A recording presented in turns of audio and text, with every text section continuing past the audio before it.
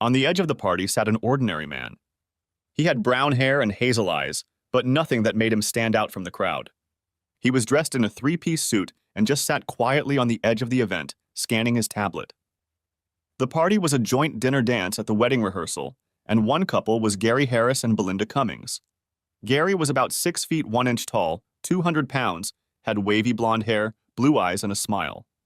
Belinda was somewhere in the neighborhood of 5 feet 8 inches tall, short, curly brown hair.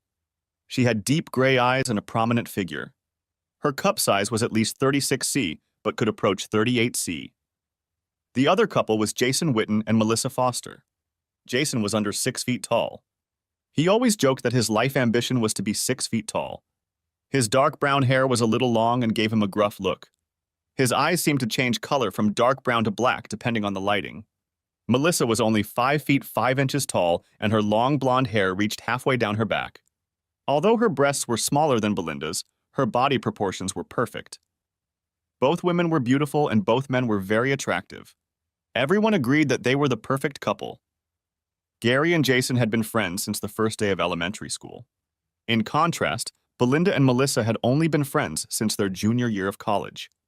Although their friendship was relatively short-lived, both girls were very fond of each other. Gary strutted around the room, chatting with the guests. Most of them he knew, but some were guests or relatives he didn't know, so he tried to introduce himself to as many of the guests as he could before the food arrived. Finally, Gary noticed a man sitting alone with a clipboard and headed over to him. Taking a seat in the chair next to the man, Jason extended his hand to him with a smile. "Hi, I'm Gary Harris, one of the groomsmen." The man took Gary's hand and shook it. "I'm Preston Fulton, but everyone calls me Press." "Which bride or other groom are you here for?" asked Gary with a wider smile. "Actually, I'm here for you and for Jason," the man said, and then continued. "But I need to talk to you first, and then if you'll excuse me, I'd like to talk to you and Jason together." Gary found the man's request odd, and he wanted to know more before agreeing to anything. "I'm afraid you have an advantage over me," Gary said, feeling more than a little awkward. "What exactly do you need to talk to me about? For that matter, what do you need to talk to Jason and me about?" From his pocket, Press pulled an envelope. "I think this letter will explain most of my intentions. If, after reading it, you don't want to hear any more, then I'll talk to Jason alone." Gary opened the envelope and began to read. First of all, he was stunned by the fact that the letter had come from his father. But it was the contents of the envelope that shook Gary to the core. "Dear son, it pains me deeply that I have to send Mr. Fulton to deliver this message. To be blunt, Belinda cheated on you, and Mr. Fulton has proof. After you see the evidence, I ask you to take Mr. Fulton's advice. I have engaged the firm he works for because they offer much more than just proof of your future wife's infidelity. Please listen carefully to Mr. Fulton and take his word for it. My mom and I love you, and I am truly sorry you were betrayed in such an insulting way. If you need someone to talk to after this sad affair is over, I will always be there for you. Love. Dad." Gary reread the letter several times because he couldn't believe its contents. He loved Belinda with all his heart. She was everything he had ever dreamed of. She was beautiful, intelligent, witty, and loving. How could she cheat on him? His father had to be wrong. The letter may have been a forgery, but the signature was accurate. Gary just couldn't understand what his future wife was being accused of. "I don't believe what my father says," Gary said with growing anger. "If it were true, he would have told me so himself." "Let me introduce myself," Press said, pulling a business card out of his wallet. Gary picked it up and read it. In the center it said, "Me, Inc." At the bottom right it said, "Preston Fulton, Field Representative." The map didn't make sense, and Gary didn't try to hide his confusion or suspicion. "What the hell is this, Inc.?" Gary asked. "It stands for male equality," Mr. Fulton said simply. "What the hell is this?" Gary was now completely enraged. Over the past few decades, the women's liberation movement has had tremendous success in disenfranchising men. Our organization is dedicated to restoring equality between the sexes. In its present form, the National Organization for Women has done undeniable harm to young men and especially boys. "What? I've never heard anything like that," Gary objected. Besides, what does that have to do with Belinda cheating on me? As for your fiancé cheating on you, nothing but she feels entitled to do so because of the garbage spewed by the Now organization, Press said calmly. But our organization was founded to fight back against the unjust laws that are now in place and to protect young men and boys from the hatred directed at them by these women's organizations. Press paused for a moment to study Gary. Making sure that the young man was still watching him and not completely immersed in thoughts of his fiancée, Press continued. For example, most elementary school teachers are women, and study after study shows that these women consistently give boys lower grades than girls. A boy may not hear one good word about being a man his entire school life. Literally, we are producing generation after generation of wimps. When young men graduate from college, more and more of them are choosing to live at home with their parents. Fewer and fewer men are going to college. And of those who do enroll, even fewer go into academia. Me, Inc. is committed to reversing this trend. At that moment, Gary was close to melting. 10 minutes ago, he had been the happiest man in the world.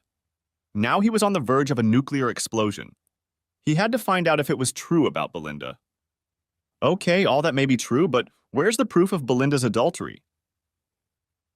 Gary, Press placed his hand on the young man's arm. Before I show you the evidence, I want you to remember your father's advice. Please listen carefully to what I'm about to offer and follow my instructions. After I show you the videotapes, you will want to meet your fiancé immediately. Naturally, you will want to punish everyone involved.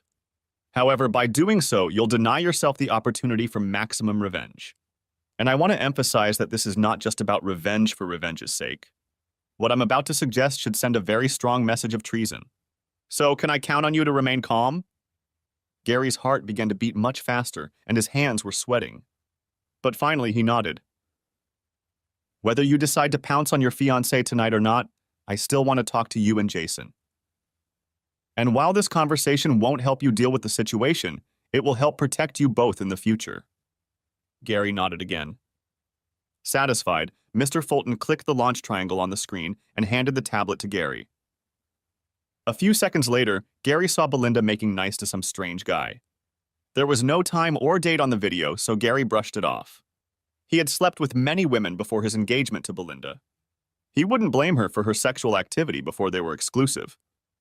Then another video started, and it angered Gary. It showed Belinda being entertained by an ex-boyfriend, and the date was stamped 2 days after they decided to only date each other. He brought it up because they decided to be exclusive for New Year's Eve. The video was dated January 3rd. However, Gary decided that if it was an isolated case of a relationship ending, he would ignore it. But the next 3 videos left no doubt that Belinda was a slut. They were made during the 6 months he and Belinda were engaged. Not only was Belinda being entertained by half a dozen different men in the videos, but some of them were his friends. The last video almost made Gary lose his temper and go on a rampage at the rehearsal party. It was a picture of Belinda and Gary's best man, Spencer Tolliver, having sex in Gary's apartment. And the audio recording was what almost made Gary erupt. I suppose these little get-togethers will end after your wedding, said Gary's best man. No way, Belinda giggled. I love Gary to bits, but I like you too. I'll find a way for us to get together. I feel kind of bad about having fun with old Gary, Spencer laughed, but I'd be crazy to give it all up. Press watched Gary looking like he was about to get sick. Taking a bottle out of his pocket, the field representative opened it and waved it in front of Gary's nose. Then he handed Gary the water bottle that was at his feet. Are you feeling better? Asked Mr. Fulton. Your reaction is quite typical of someone who has been taken by surprise. I'll explain in a minute how we're going to handle this situation. But take comfort in the fact that you found out about Belinda now, and not 10 years from now, when perhaps there will be children. When Gary had more or less pulled himself together, Press asked him to get Jason. Press advised Gary to tell his friend about Belinda. It would be best if Jason knew about it before the ceremony tomorrow. Press also told Gary that Jason wasn't facing the same problem, but they both needed to hear what he had to say. This information was important for the future of both of them. It took several minutes before Gary separated his friend from the groom. Finally, Gary insisted, saying that Jason needed to meet someone. On the way out, Gary whispered in Jason's ear. Jason stopped abruptly and said, "No way." But Gary assured him that it was true. The encounter was a little awkward, and at first Jason didn't want to stay. He only agreed when Gary explained in more detail what he had just learned about Belinda. At first, Jason, like Gary, didn't believe it. But instead of showing Jason the video, Mr. Fulton showed him 3 photographs that left no doubt about Belinda's betrayal. When both men were seated, Press set up a clipboard to record their conversation. He then went into detail about the organization he worked for. Later, Press would review his presentation to see if he had missed anything. Then, of course, he would send a copy to headquarters for review. Every such interview was criticized. Me, Inc. was constantly looking for better ways to grow its organization, protect its members, and disseminate information. Press told Gary again that he was sorry that his fiancée had made such a mess. He handed him a packet that had a detailed list of what he had to do at the ceremony. Press then handed each of the young men a book that described the mission of ME, Inc. and listed some of the problems the organization was facing and how they hoped to solve them. There was a list of recommendations that every married man should follow. The book was meant to reinforce the advice that Mr. Fulton gave to the young men. He also explained that their fathers had paid for lifetime memberships for their sons. Mr. Fulton stayed a few more minutes to make sure Gary didn't snap at his fiancée. He nodded approvingly when Gary told Belinda that he had stomach problems and was going to his parents' house. Staying at his parents' house had already been arranged. It was due to an old superstition that the groom was not to see his bride until after the wedding. Mr. Fulton also approved when Gary simply pecked Belinda on the cheek and left. If the bride suspected anything, she didn't show it in any way. She danced and drank for the rest of the evening. Some of the dancing caused confusion, but people tolerated Belinda because it was the night before her wedding. Taking his coat from the check room, Press headed for the exit. He had another appointment tonight. Besides, he had to be at the church tomorrow to oversee Gary's wedding. And the next day he had a meeting. Then, thankfully, he would be able to go home to his family. With his scarf wrapped around his neck and his winter coat on, Press stepped out into the cold Ohio night. The temperature hovered around 20 degrees, but the blowing wind made it seem much colder. Snowflakes were flying, and the overcast sky seemed to promise a blizzard. Press would be very thankful to be back in sunny South Florida soon. Press took Interstate 20 and headed into East Cleveland. Traffic was light at this time of day, so finding the main campus of the Cleveland Clinic was easy. And finding the right building was easy, as Cleveland Clinic is a huge facility that covers many square blocks. Fortunately, the parking lot was almost empty, so finding a parking spot, which was a whole lot of trouble during the day, was no problem. Upon entering the building, Press checked in at the main counter. His superiors had supplied him with the necessary paperwork to gain access without hassle. After taking a few wrong turns, he found the cafeteria and went in search of his next assignment. Thankfully, all of the hard work he had already completed. Most of the details were done in the office, but a few items still needed to be done on site. Pulling the photograph from his pocket, Press looked around the cafeteria. He spotted Ben Sharpen against the far wall, sitting alone at a table. Ben was 49 years old, but he looked at least 10 years older. He was about 5'10" tall, but weighed almost 240 pounds. His hair was a mixture of gray and blonde, but a predominant shade of gray. He looked like a battered man. His shoulders slumped and his skin was pale. Looking at him, Press wasn't sure Mr. Sharpen had ever smiled in his life. Mr. Sharpen, I'm Preston Fulton, Press introduced himself. You can call me Press if you want. I work for a company called Me, Inc. We work to help people like you. The man stood up and shook his hand. It's nice to meet you, but as I told you on the phone, you can't tell me anything about my ex-wife Connie that would shock me. And I'm sure there's nothing you can do to help me. The truth is, I don't give a damn what Connie does or who she does it with. As for my kids, they're not worth blowing up. I think I have some information that you will find very interesting, but before I begin, why don't you tell me about your marriage and divorce? Not much to tell, Ben shrugged. It was a shitty marriage. Connie and I got married right out of high school. The first 2 years of marriage weren't bad. I felt like we really loved each other. But then things started to change when she got a job at that brokerage firm. Her attitude changed, and I was already thinking about divorce. But then she got pregnant, and that's when I was at an impasse. Eventually, she was fired, and we moved. Things got better for about a year, but when she went back to work at the law firm, things went south again. Then she got pregnant again and quit her job. With 2 kids and a wife like Connie, it wasn't a good situation. but I stood my ground for the kids. However, I thought about divorce for a long time, but then Connie announced that she was pregnant again. What a waste of my life. Mr. Sharpen shook his head and took a sip from his coffee mug. Then he sighed. We were married for about 12 years, and then I caught her with a UPS man in our bed. I immediately filed for divorce. Stupid me didn't hire an expensive lawyer like she did. Of course, I had to pay her attorney fees since Connie was out of work. I got very little sex from Connie in the last years of our married life, but the courts screwed me big time. Tell me about the final divorce decree, asked Press. I became head of the X-ray department and started making decent money. After the judge got done with me, I was left with about what I was making when I started out. Connie got the house, and I had to pay the mortgage and property taxes. I had to pay Connie alimony and child support for each child. What really pisses me off is that I'm paying so Connie can stay home and have fun with her lovers. I'm sure they have a big laugh at my expense. So you can see why I'm not interested in anything Connie does. I've talked to several lawyers and they all say there's nothing I can do about it. Your case is one of the most egregious miscarriages of justice I've seen in recent memory, Press said sympathetically. I think action needs to be taken to change the situation. I appreciate your sentiments, but I only have 2 alimony payments to make, and I'm free of those rotten children of mine. Connie has been turning them against me from day one. If any of those kids were burning, I wouldn't cross the street to piss on them to put out the fire. As for Connie, if she was burning, I would cross the street. But that would be to pour gasoline on her. So there's nothing I can do right now, but I appreciate that you care. You're one of the few people who took my side. I understand why you feel helpless, Press said, setting the briefcase on the table and opening it. But there are a few things you don't know that will change the game significantly. Like what? Now Ben was mildly curious. For starters, Mr. Sharpen, none of these 3 children are yours. Press pulled out the DNA tests and placed them on the table. That slutty bitch, yelled Ben, pounding his fist on the table. The cafeteria went quiet, and all eyes turned to us. But after a few moments, everyone went back to their dishes. But then Press noticed that Ben seemed to shrink back into himself. In a quiet voice, he said, It's not much of a relief anyway, because I'm almost done paying alimony. At least I won't have to feel guilty for hating those kids.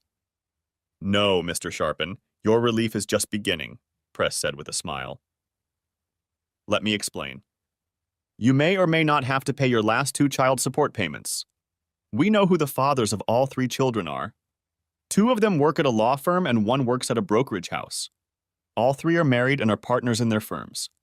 We just filed papers to sue them for all the child support you paid for their children. They will be forced to pay you back tens of thousands of dollars.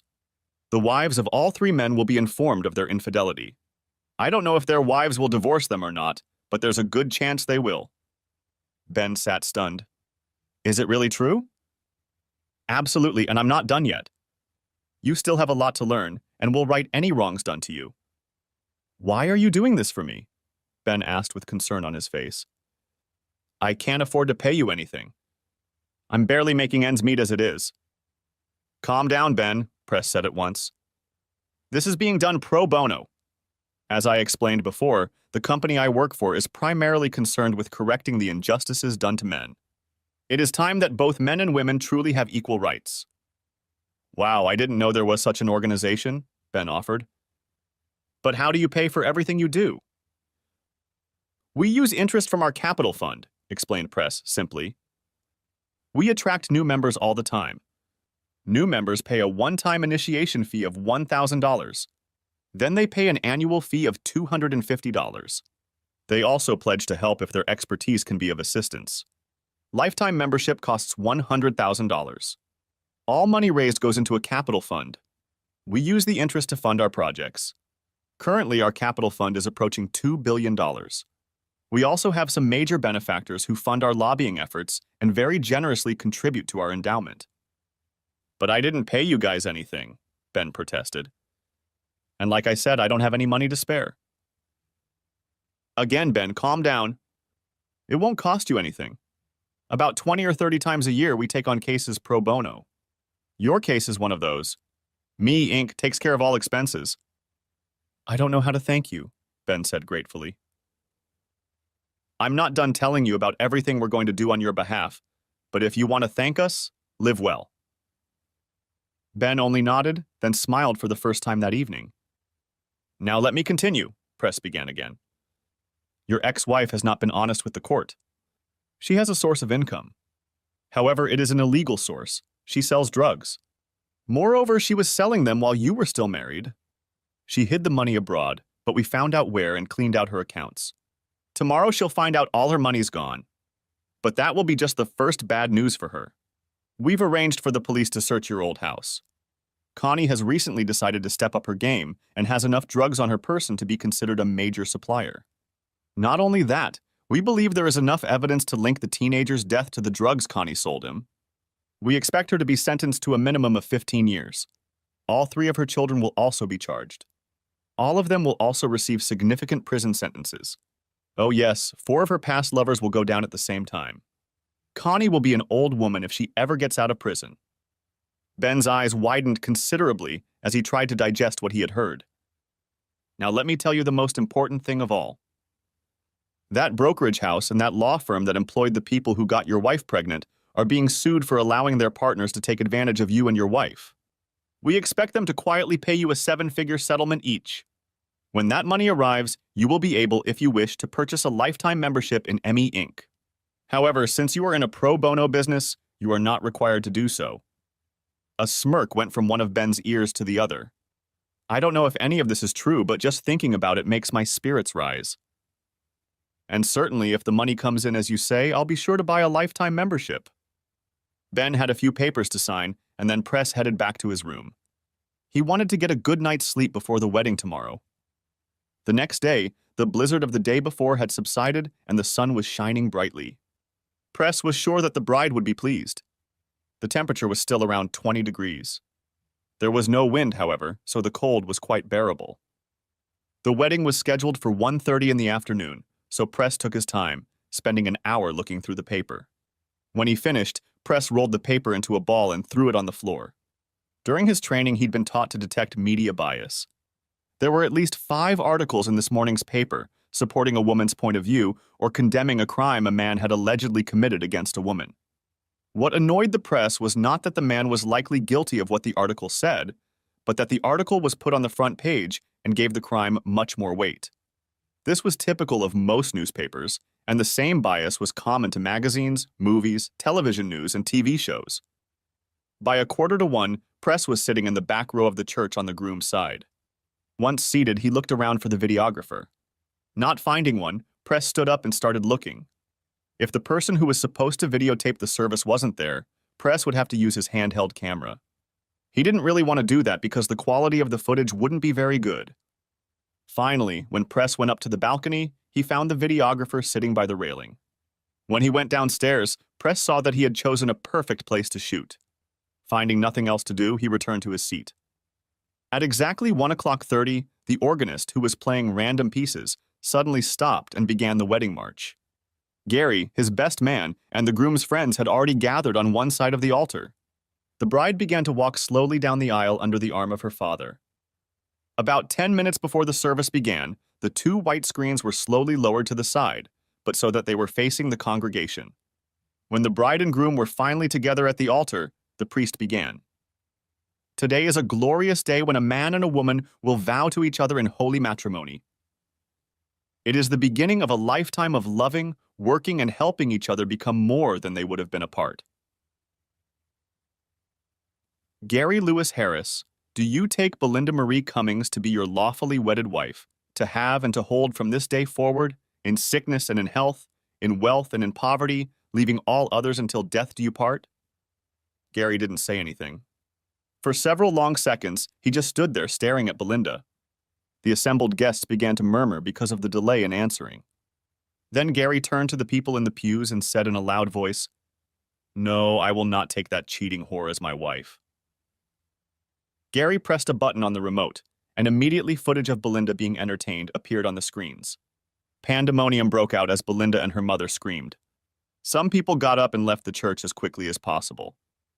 Press watched the expression on Spencer's face, which had turned 6 shades paler.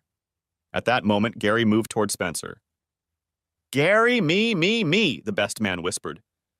He didn't get a chance to say anything because Gary hit him with his right. The blow struck Spencer on the bridge of his nose, and everyone in the church heard the bone break. Spencer flew backward, and blood rushed from everywhere.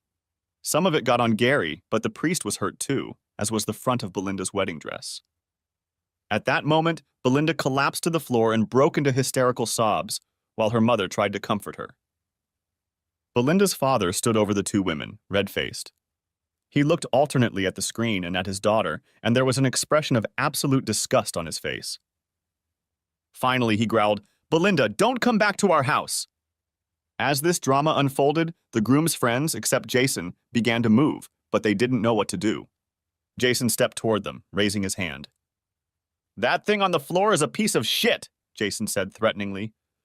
"If you want to defend it, you're no friends of Gary's or mine." The four groomsmen looked at Jason and then at the screen. They all shook their heads, and one of them said, "I want nothing to do with that asshole. What a piece of shit."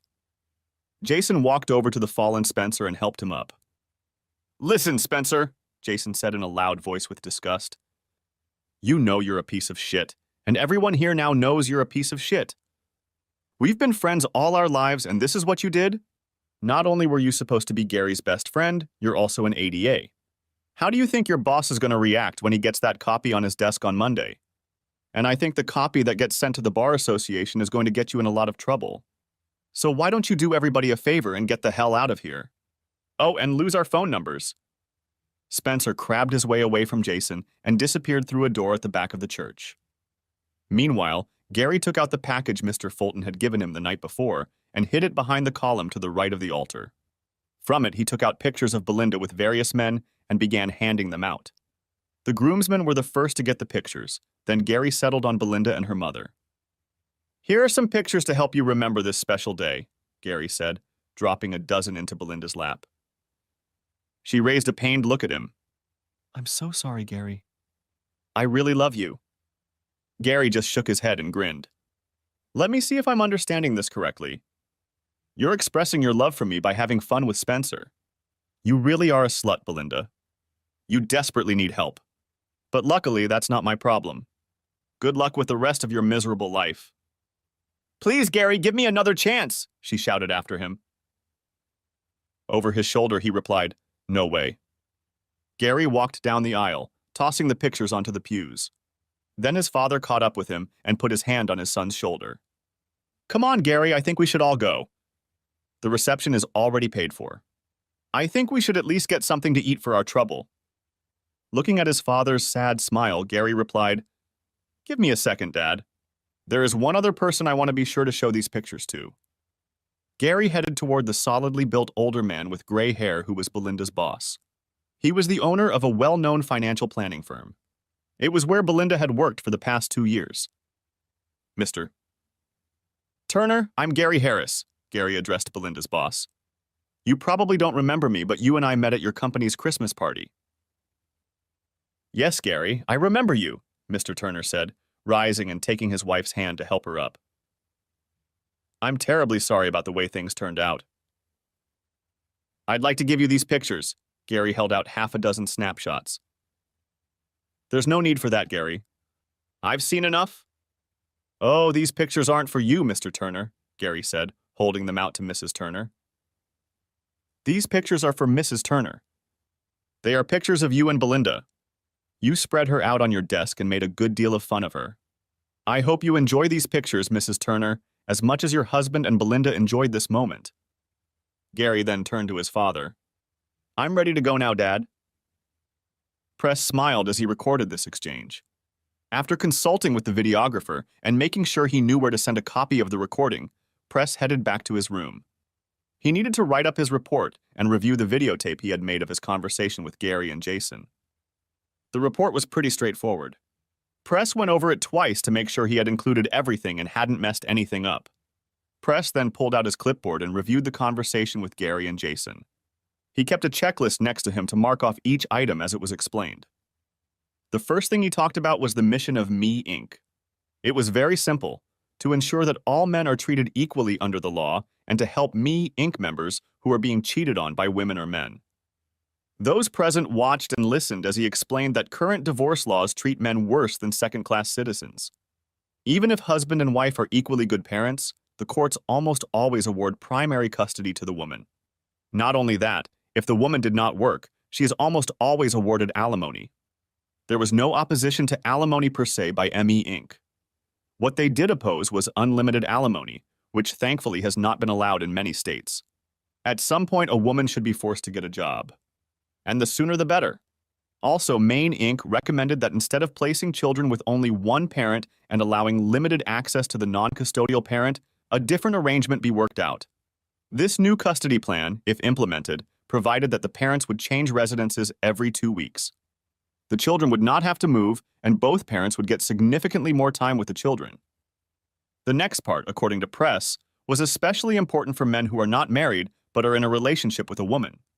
He explained to them as emphatically as possible that they should always use some form of contraception. He warned them never to believe women who said they were on the pill or unable to conceive. Press spent quite a bit of time on this issue because if a man isn't careful, the woman he has sex with could get pregnant. And since the feminist movement planted the belief that a woman had complete control over whether or not she would have a child, this gave her complete reproductive control to the detriment of men.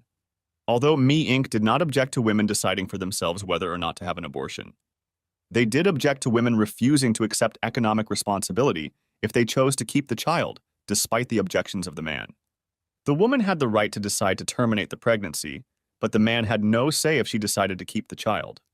The courts regularly forced the man to pay child support. Me Inc. believed this was a travesty of justice. The telephone in the room startled and worried Press. He rarely got a call when he was in the field. Press always called his wife every night, and if she called, it meant it was something urgent. Once in a while, the office called. Pressing pause on his tablet, Press picked up the phone. "Hey, Turner, something's happened," said Press boss James Baker. "I'm very sorry, but you're going to have to extend your stay here for another day." "Oh, what's going on?" "We have another project scheduled for the next day in Akron, and the designated representative on site has the flu." "Everything is already set up. You'll just need to be present for the taping. Make sure you'll be allowed to film everything. I need more than just an audio recording of the meeting. The usual bonus for the extra day has already been approved and will be included in your next paycheck." "I've got my camera charging right now, so no problem." "And I never turn down extra money," Press grinned. "But you know me, I'd just as soon spend an extra day. That's how much I believe in what we do." "I always appreciate your attitude. I will email you all the details of the new assignment. We have rebooked you on a later flight, so don't worry about that. Again, I apologize for tearing you away from your family. Hopefully, your flight will be able to leave before the big snowstorm hits. 15 to 20 inches of snow is predicted to fall." After the call, Press waited for the letter to load before opening it. It turned out to be an interesting case of a wife who dreamed of becoming a movie star. Her husband was a very successful screenwriter in film and television. He had just finished his latest script for a very successful television series that had been running for 5 years.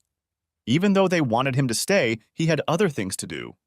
During the 5 years of their marriage, his wife, without realizing it herself, had had numerous affairs. All of them were with people in the industry who the wife thought could advance her career. She was now dating one of Hollywood's biggest stars, Kirk Southern. He had promised to cast her in his next 3 movies. Press looked into all the logistics of this project to make sure everything was provided for. This was not his responsibility, but he did it regardless of how involved he was in the project. This project was well planned and perfectly executed. He then looked through his email and found information about the new flight. Finally, he turned his attention back to the video. Press has always found the men's reaction to one of the ME Inc. presentations interesting. This was the case with both Gary and Jason. But it was the next item that Press shared that elicited the most response. Press addressed the topic of DNA testing.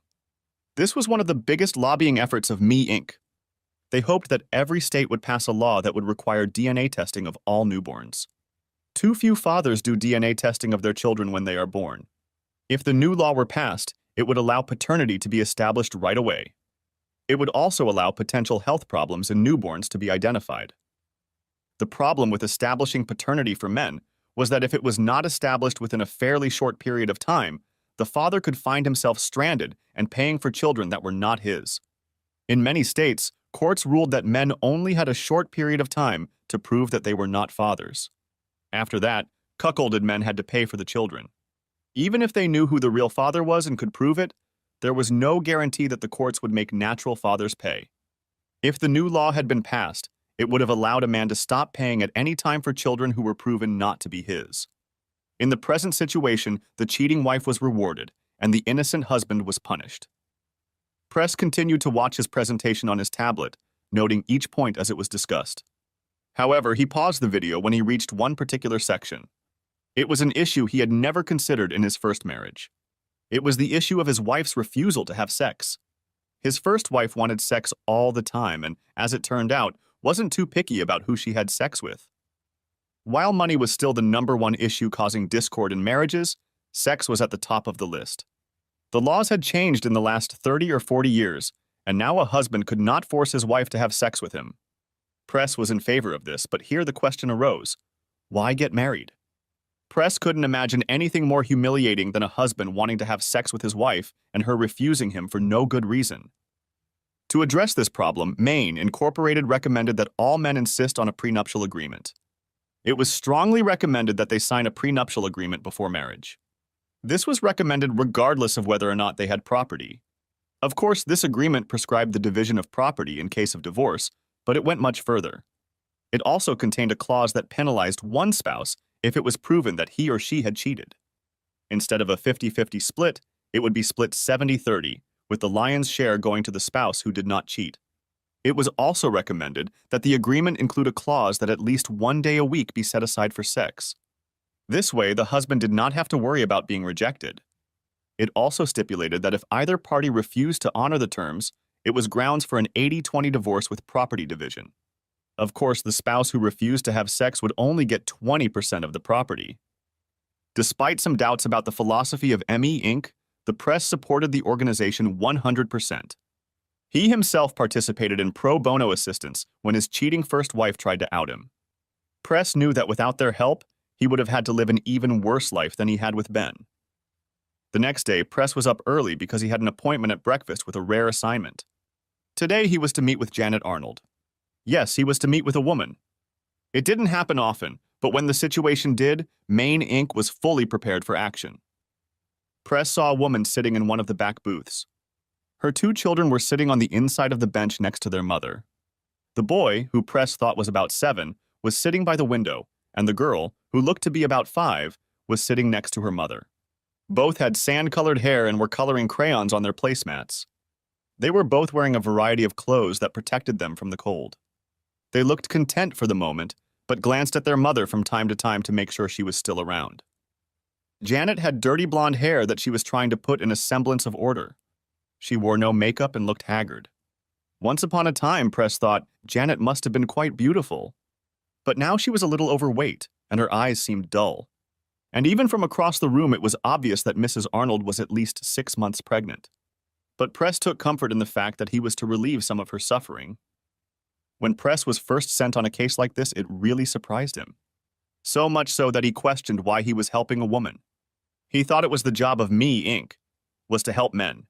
Mr. Wagner, a senior vice president, heard the question and immediately stepped in to clear the air for the new company representative. Mr. Fulton, he said cheerfully, I think you should reread your textbook.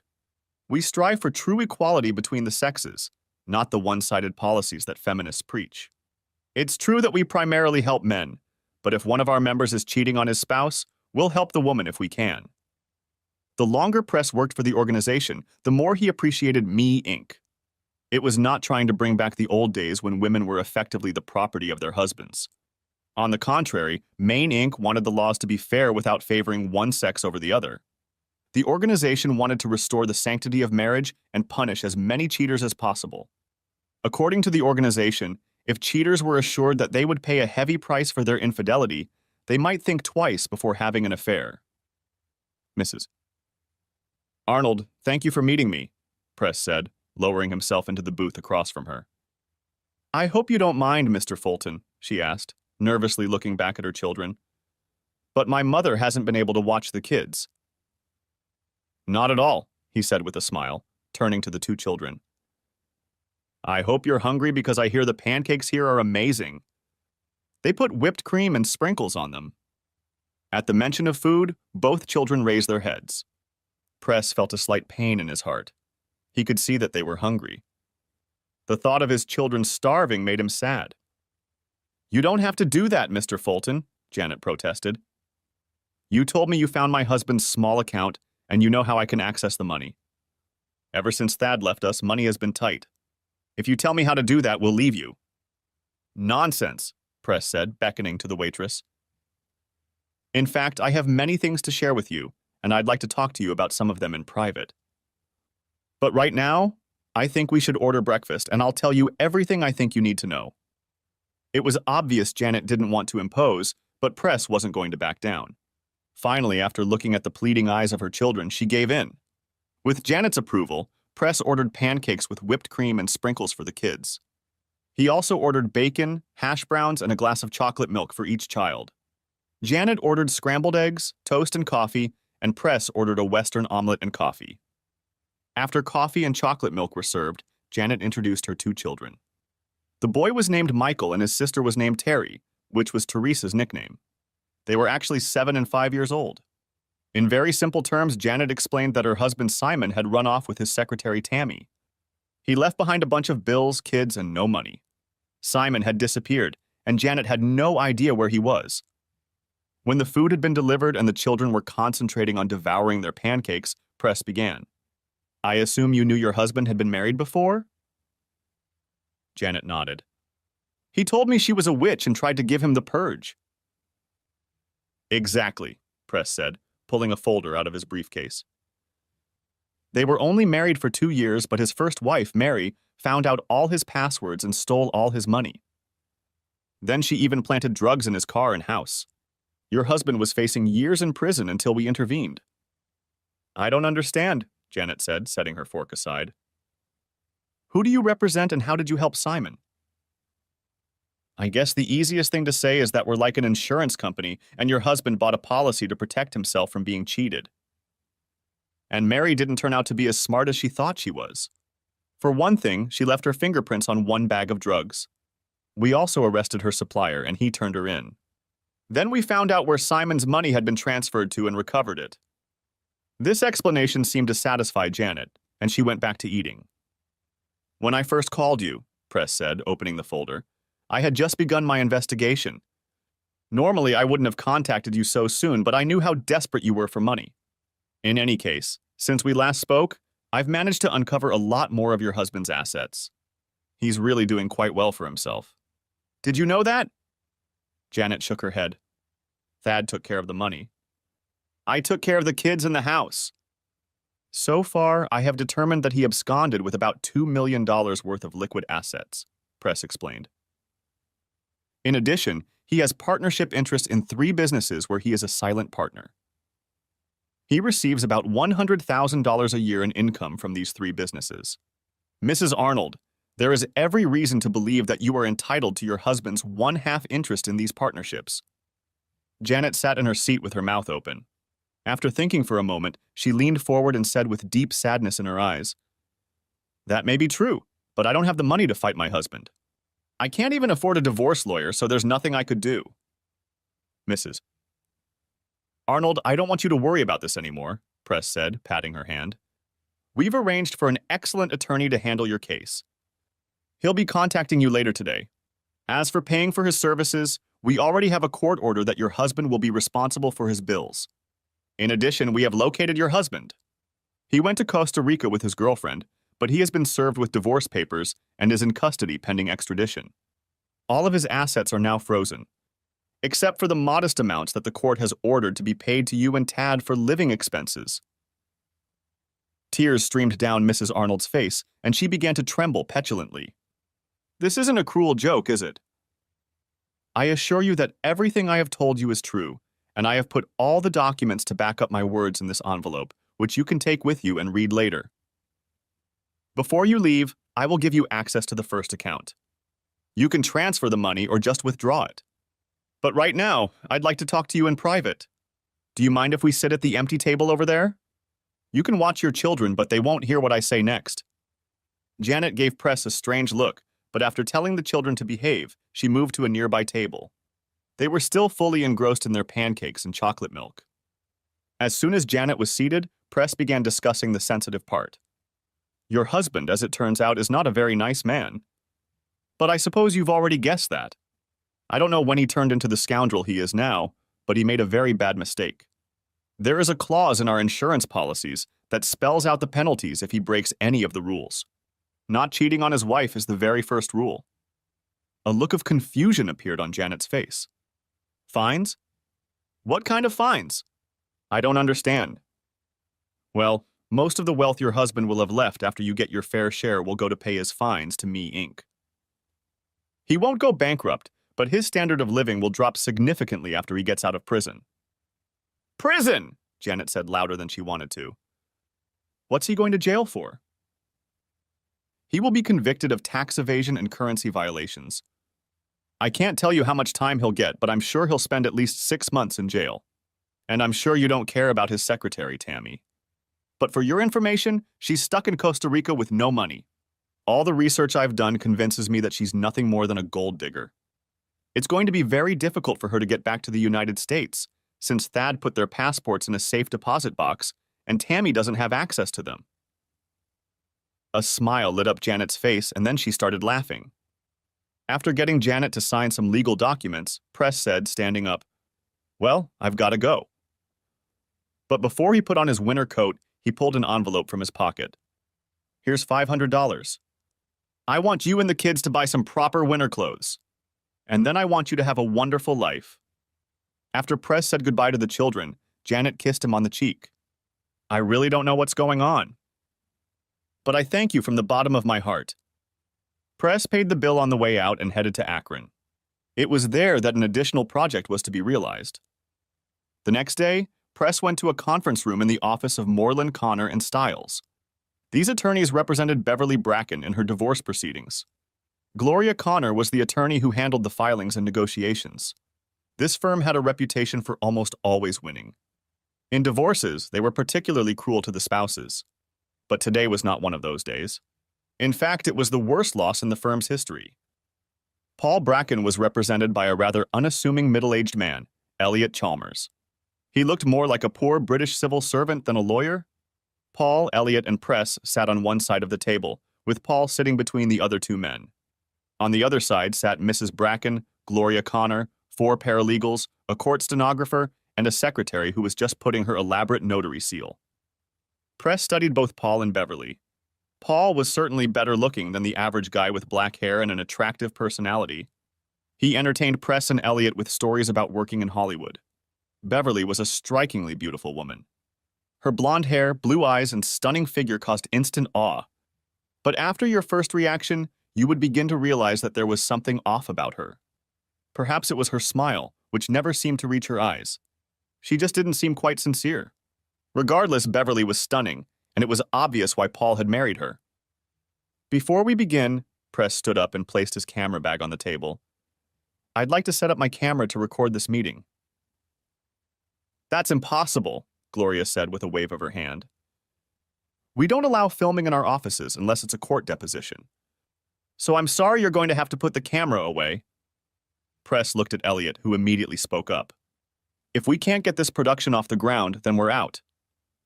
And the deal we agreed to is off. We'll have to start from scratch. You can't do that, Beverly said anxiously. At that moment, Kirk Southern poked his head in, nodded to everyone, and looked at Beverly. I just wanted to let you know I'm here. Press looked around the women in the room, and everyone, even Gloria, had a dreamy expression on their faces. He grinned to himself. Beverly looked pleadingly at Gloria, who finally nodded her head. Okay, Mr. Fulton, you can set up your camera, Gloria said, snorting irritably. I think we can make an exception. Once the camera was set up and working, they began discussing the details of the divorce. The house was to be sold and the proceeds divided. But Press knew that because of the current real estate market situation, he had very little equity. The money was also to be split 50-50ths. There wasn't much, however, because Paul was mostly writing, and they were living on royalties from the last television series he created. As for the royalties, Paul agreed to give them to Beverly instead of alimony. Beverly, just so we're clear, Paul interrupted Gloria. You get royalties from the Gobbler Twins television series. Since I'm giving you all rights to it, you waive any claim to my stamp or comic book collection. In addition, you relinquish any rights to any work I have done or will do in the future. I don't need your stupid comic books, Beverly said dismissively. I have everything I want. One of the last items was a child support clause for Sarah Bracken, who was almost a year old. Gloria objected to the wording, which stated that Paul would pay $1,500 a month to support any children he and Beverly had. I'd rather Sarah be named directly, Gloria insisted. Look, Paul said angrily, I don't want anything more to do with that bitch who will soon be my ex-wife. She's a slut who will spread her legs for anyone. I know this is true because Beverly had sex with me right before she served the divorce papers. For all I know, she has a bun in the oven right now. I don't want to go back and do it again. The agreement still stands unless you want to renegotiate everything. Mr. Bracken, I will not tolerate that kind of profanity. Gloria's face flashed with anger. And I think the wording in this agreement needs to be changed. I'll go along with the wording as written, Beverly immediately stated. Gloria tried to talk her out of it, but it was clear that Beverly wanted to finalize the divorce. Finally, they checked the last item, and Paul and Beverly signed the document. Then the witnesses signed, and finally the notary stamped it. Then one copy was given to Beverly, one to Paul, and each lawyer kept a copy. All set? Asked Paul. When everyone nodded, he stood up and announced loudly, Thank God it's over and I'm not married to that damn whore. Beverly and Gloria flinched at that expression. But it was Gloria who spoke. I've already told you that I won't tolerate that kind of expression. I think you'd better leave before the guard throws you out. Before Paul could answer, the door opened and Kirk walked in. Beverly walked around the table and kissed him. Then she put her arms around his waist and grinned at her ex-husband. But, to the surprise of most in the room, Kirk extended his hand to Paul. Hey, Paul, how's it going? I'm doing great, Kirk, Paul squeezed the movie star's hand. I'm no longer married to that cheating whore who's hugging you. I'd heard she had such a reputation in Hollywood, but I didn't believe it, Kirk said, removing Beverly's hand from his waist and taking her hand. But apparently you're right. Still, I won the bet. Yes, it was, Paul laughed. But it was worth it. What are you two talking about? Beverly asked in confusion. Do you two know each other? Kirk smiled at her and released her hand. I've known Paul since college. What's the bet? Paul and Kirk laughed together. Now Gloria and her assistants were as confused as Beverly. Well, Beverly, dear, Paul said with a smirk. I bet Kirk that he wouldn't succeed in seducing my faithful, loving wife. I lost. But Kirk, you said you loved me, Beverly said with tears in her eyes. You said you'd marry me as soon as I was divorced. Beverly, when you married Paul, you promised to leave everyone else behind, Kirk said, shaking his head and smirking.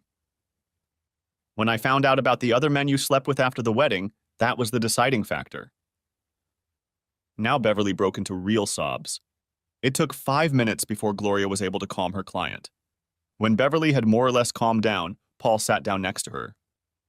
Beverly, I'm a little slow, but I really thought you loved me, he said, taking her hand. But I have to admit that you were good.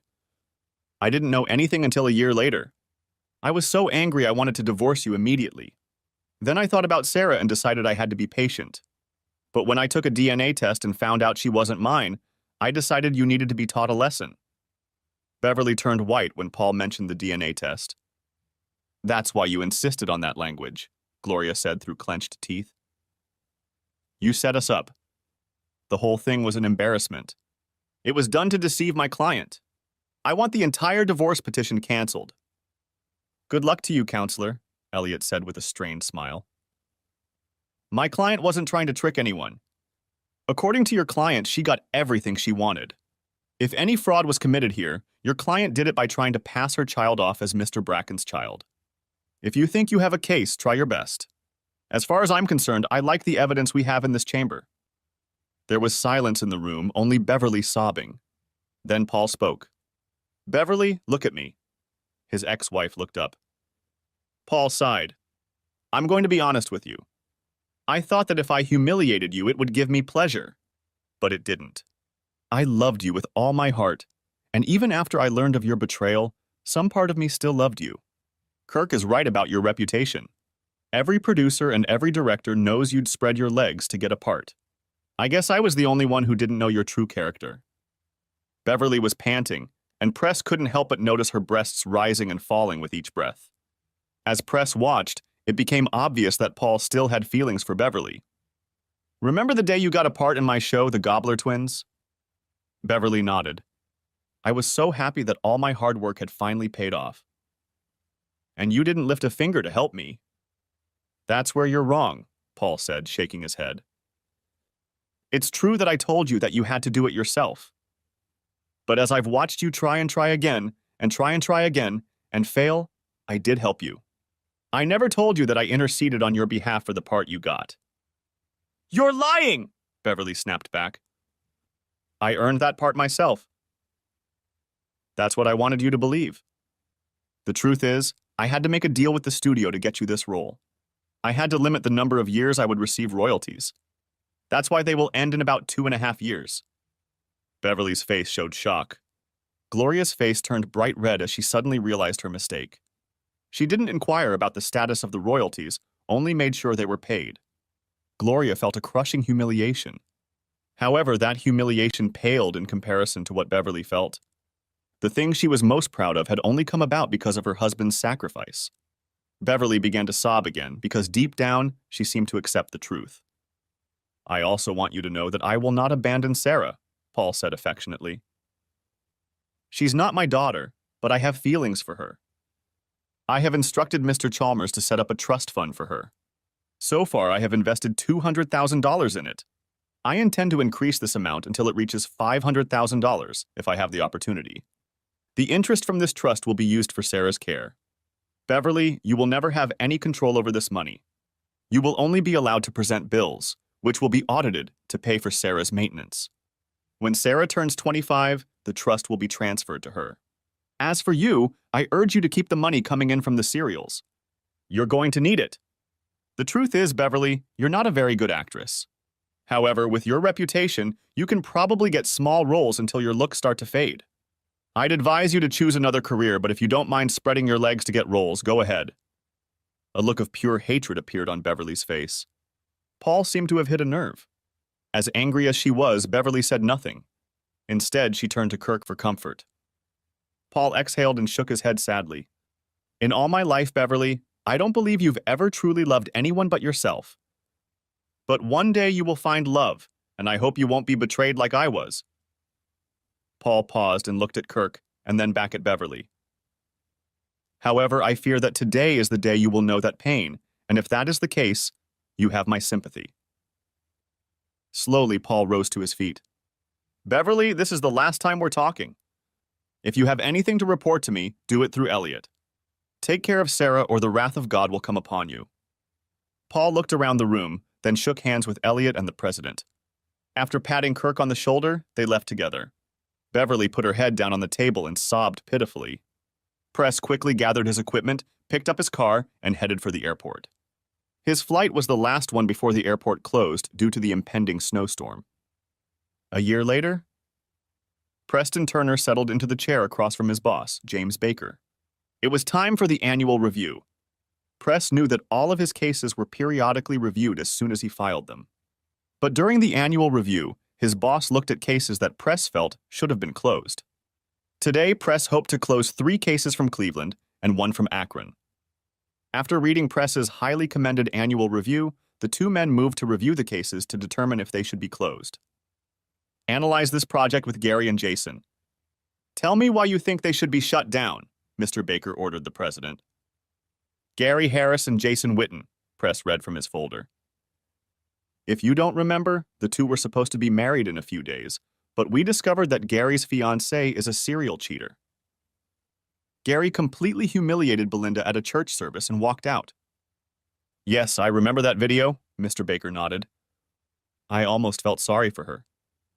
Apparently, she really loved Gary. But anyway, how is she feeling? After her cheating was discovered, Belinda left Cleveland. She eventually ended up in Las Vegas, where she works as a waitress and part-time dealer. She keeps in touch with her mother, but her father refuses to communicate with her.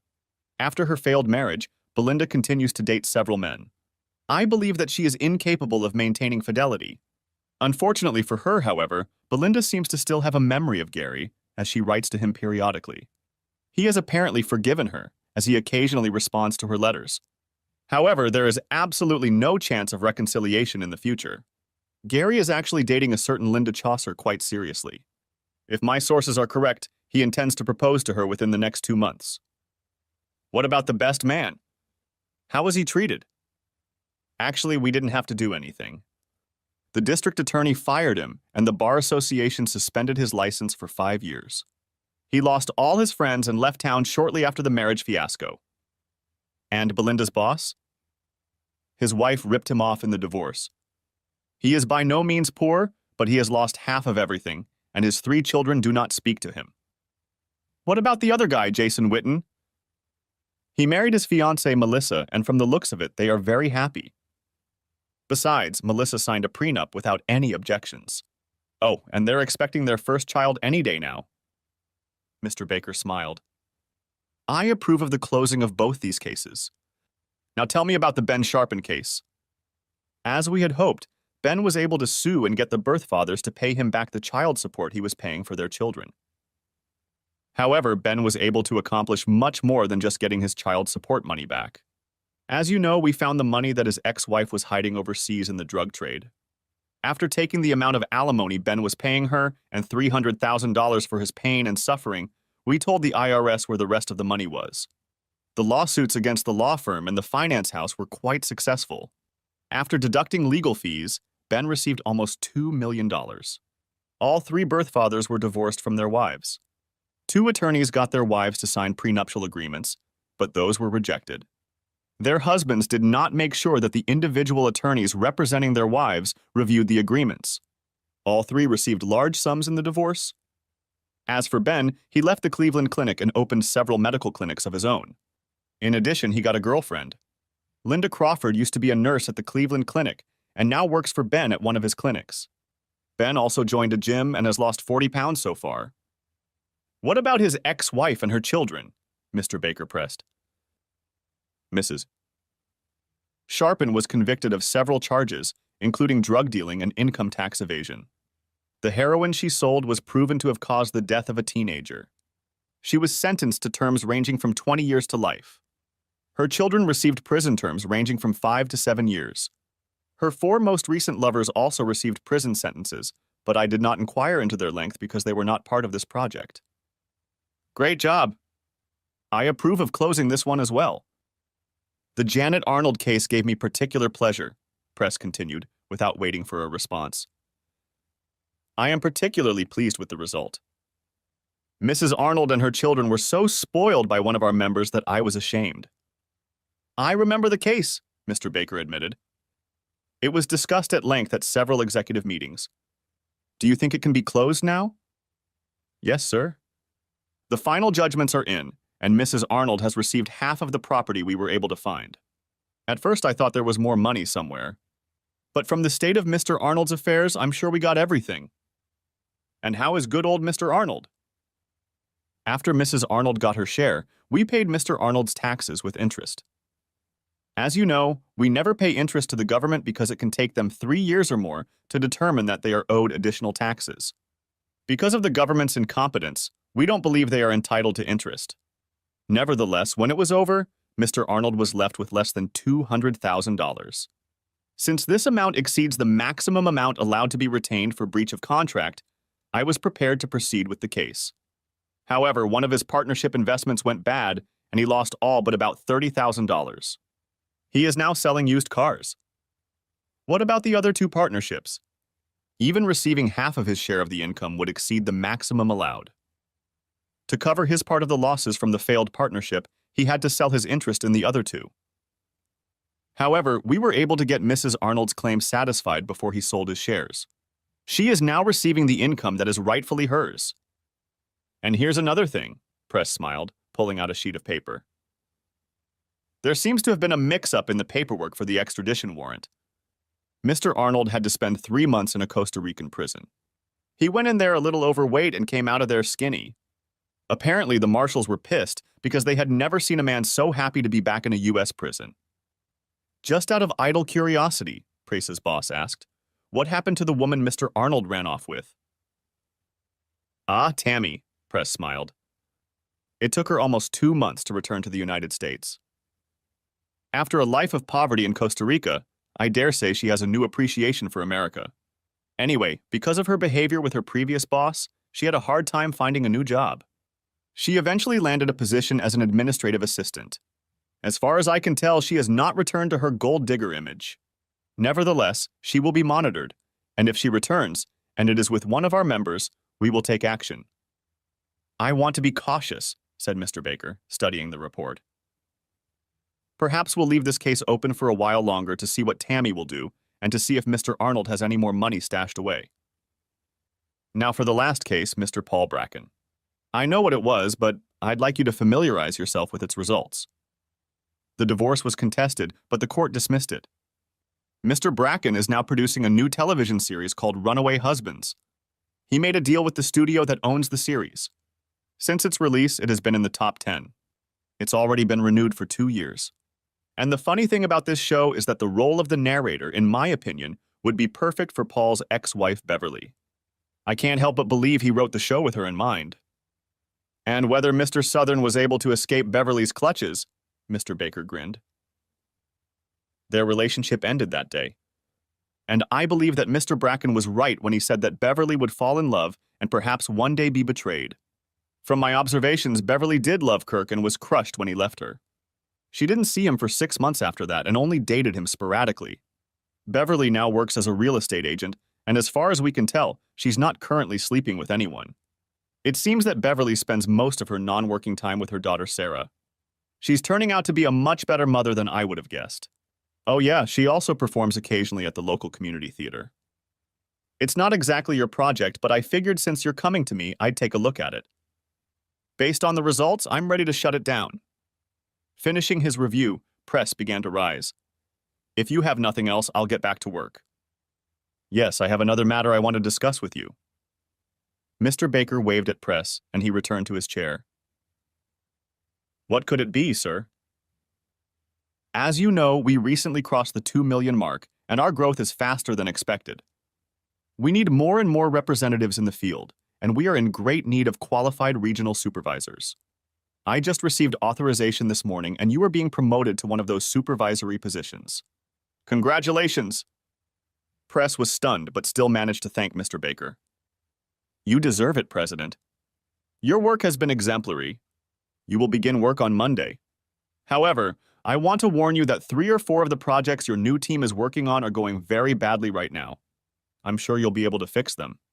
Good luck. They shook hands and Prece, beaming, walked out of his boss's office. Thanks for watching. I hope you enjoyed it. So subscribe to my channel and watch the next video.